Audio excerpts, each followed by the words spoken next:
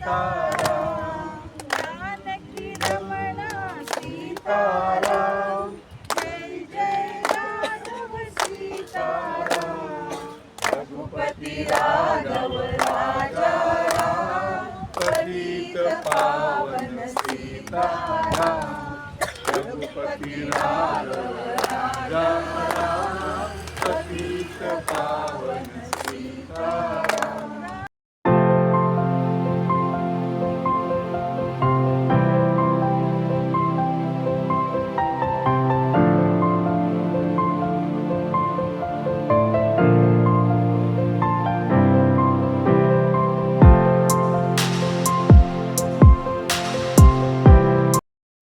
दिरांग मुक्कामावरून आम्ही लेंगा आणि करत बोमडीला या ह्याच्या ठिकाणी मार्गक्रमण करत आमच्या पुढच्या मुक्कामाच्या ठिकाणी आम्ही जात होतो.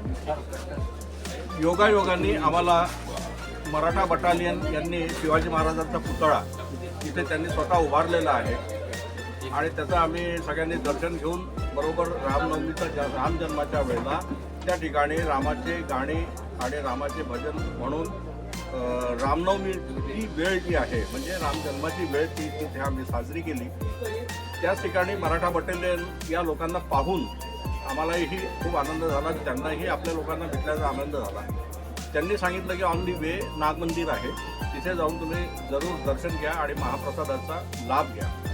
त्यानुसार आम्ही सगळेजण सगळे जे आमचे सहकारी आणि प्रवासी ते सगळे मिळून आम्ही इथे आलो.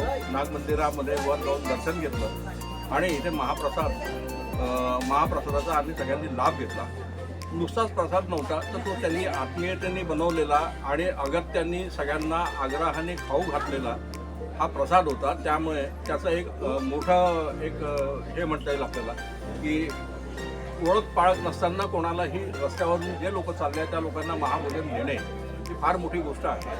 आज आपल्याजवळ आपलं पूर तयार असताना सुद्धा प्रसादाला केवळ नाही म्हणत नाही आपण कोणी, म्हणून प्रसाद ग्रहण करण्यासाठी आपण सगळेजण बसलो आणि प्रसाद ग्रहण केला. अतिशय सुंदर आणि चविष्ट स्वयंपाक केलेला आहे.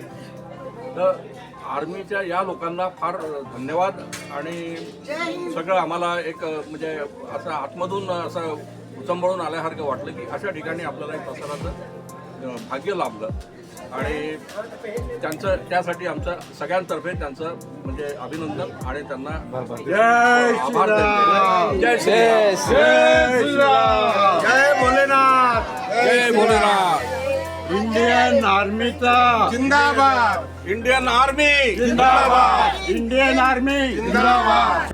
कुठल्याही प्रकारचं संकट येऊ नये आणि आपल्या देशाची आर्मी बिलकुल टॉप राहायला पाहिजे याच्यासाठी प्रोग्राम संदर्भात जन्मदिवस आहे आणि त्यामुळे सगळ्यांना आशीर्वाद. आज रामनवमी आहे. रामनवमी आहे. थँक्यू. आम्ही शिवाजी पुतळ्यापाशी रामनवमी साजरी केली. ती 12 वाजता तो पण आमचा सांगितलं आम्हाला.